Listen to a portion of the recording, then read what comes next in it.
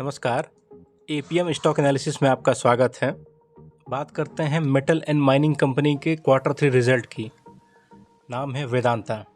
वेदांता को डिविडेंड का बादशाह कहा जाता है। वेदांता ने आज अपनी Q3 रिजल्ट पोस्ट किया है। वेदांता की earning year on year growth पे 18% की फॉल हुई है, लेकिन इसका रेवेन्यू राइज हुआ है। रेवेन्यू इसका है 34,968 CR। अगर इसके प्रॉफिट की बात करें तो इसके नेट प्रॉफिट में इसका नेट प्रॉफिट जो कि 2868 करोड़ है, जो कि दिसंबर क्वार्टर में पिछले क्वार्टर में 3092 करोड़ रुपये था। आइए बात करते हैं इसके और रिजल्ट के बारे में। इसमें अगर देखा जाए तो प्रॉफिट आफ्टर टैक्स इसने अगर जो जूम किया है वो क्यू ऑन क्यू बेसिस पे 8% और ये क्लाइम हुआ है 112%। अगर इसके बारे में और हम बात करते हैं शेयर के बारे में, आज शेयर का कारोबार पूरा लगभग दिन भर अप एंड डाउन चलता रहा। स्टार्ट में थोड़ी सी नॉर्मल शुरुआत हुई, फिर एक बार शेयर चढ़ा था, फिर 11 बजे करीब शेयर डाउन हुआ था और धीरे धीरे चढ़ते उतरते कारोबार करता रहा। अंत में थोड़ी तेज़ी के साथ यह क्लोज हुआ। शेयर आज 264.35 रुपये पर ओपन हुआ था और अभी जो क्लोज हुआ है 263.85 पे क्लोज हुआ है। शेयर का 52 वीक हाई 388.25 रुपये है। अगर बात करते हैं इसके बारे में तो वेदांता एक डिविडेंड का बादशाह कहा जाता है। या क्यों कहा जाता है, मैं आपको रिकॉर्ड दिखाता हूँ। देखिए, अभी रिसेंटली दिसंबर महीने में ही 13 तारीख को इसने अंतरिम डिविडेंड दिया था 1100% का, 11 रुपये का। और ये जहाँ तक आप देख सकते हैं कि 18/5/2023, 23/3/2023, 23/1/2023, मतलब पिछले एक साल में 2023 में ही इसने 4 बार डिविडेंड दिया है और टोटल 6250% का पिछले एक साल में डिविडेंड दिया है। मतलब एक 200-250 रुपये का शेयर 200-250 रुपये का शेयर एक साल में ही 62.50 रुपये का डिविडेंड दे दिया है। निवेशकों यह प्रॉफिट से ज़्यादा डिविडेंड दे देता है। निवेशक को इन्वेस्ट करने के लिए सबसे ज़्यादा इसमें डिविडेंड के लिए आते हैं, क्योंकि इसमें बहुत अच्छा डिविडेंड मिल जाता है।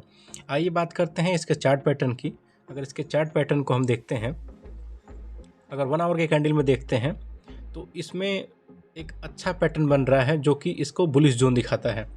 अगर इसके साथ ही इसके 1 मंथ कैंडल को हम अगर देखते हैं, अगर 1 मंथ कैंडल को देखते हैं तो 1 मंथ कैंडल में एक जगह आप देखेंगे कि भारी डिप में गिरावट हुई है।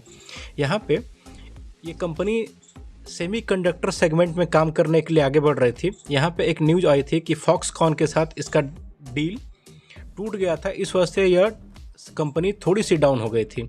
लेकिन दोस्तों, कंपनी का कारोबार नहीं रुका था और यह कंपनी फिर से उठ खड़ी हुई है और कंपनी तेज़ी से ग्रोथ कर रही है। जैसा आप देखेंगे कि जो न्यूज़ आने के बाद लगभग 220-22 रुपये तक चला गया था और अगर इसको देखेंगे तो अब ये अच्छा खासा बढ़ के 264-65 रुपये पर आ रहा है। अगर इसके आगे आने वाले और पैटर्न को हम देखें कि ये कहाँ तक शेयर जा सकता है, तो इस शेयर के हम एनालिसिस में यह कह सकते हैं कि यह शेयर एक लॉन्ग टर्म के लिए लगभग अभी 270 का, 270 के बाद 290 रुपये का, 290 के बाद 300 तक अभी रिसेंटली जा सकता है शॉर्ट टर्म व्यू में ही, क्योंकि इसके ग्रोथ अच्छे हुए हैं।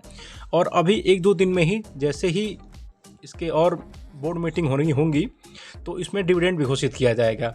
देखा जाता है कि कितने % का डिविडेंड आता है। उम्मीद यह की जा रही है कि लगभग 1200 से 1500% का डिविडेंड इसमें दिया जाए, क्योंकि यह कंपनी का रिकॉर्ड देखते हुए कह सकते हैं कि डिविडेंड यह देती हुई आई है। हर क्वार्टर के रिजल्ट के बाद यह कंपनी डिविडेंड देती है। आइए बात करते हैं इसके शेयर के बारे में। आज के तो देखिए जो इसमें वॉल्यूम बने हैं और जो कामकाज हुआ है इसमें, इसको अगर हम 1 मंथ के कैंडल में देखें तो 1 मंथ देखिए काफ़ी उतार काफ़ी चढ़ाव रहा है। लेकिन अगर हम इसके 1 साल कैंडल को देखते हैं तो 1 साल कैंडल में भी बस वो न्यूज़ की जो आई थी सेमीकंडक्टर की, अगर उसकी गिरावट की बात को छोड़ दें तो ये काफ़ी अच्छा परफॉर्मेंस कर रहा था। और आने वाले समय में अगर फिर से अगर सेमीकंडक्टर में यह कंपनी डील करती है, जो कि उम्मीद है कंपनी करेगी, तो यह शेयर रॉकेट बन जाएगा।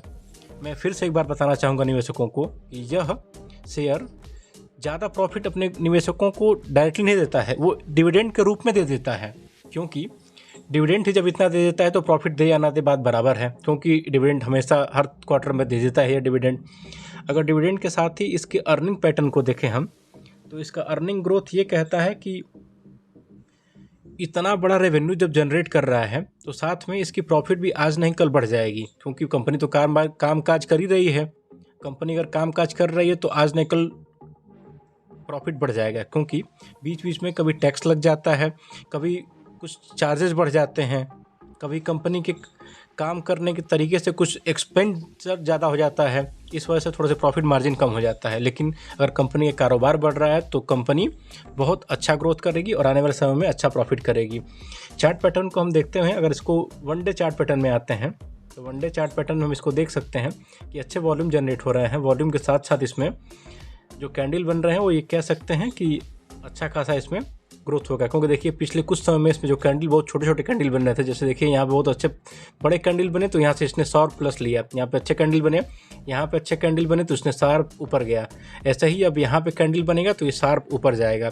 इसके साथ ही यह स्टॉक हमारी तरफ से बाई रेटिंग में दिया जाता है। अगर इसको कंसिडर कर रहे हैं आप शॉर्ट टर्म के लिए तो आप करिए, क्योंकि अभी डिविडेंड भी मिलने वाला है।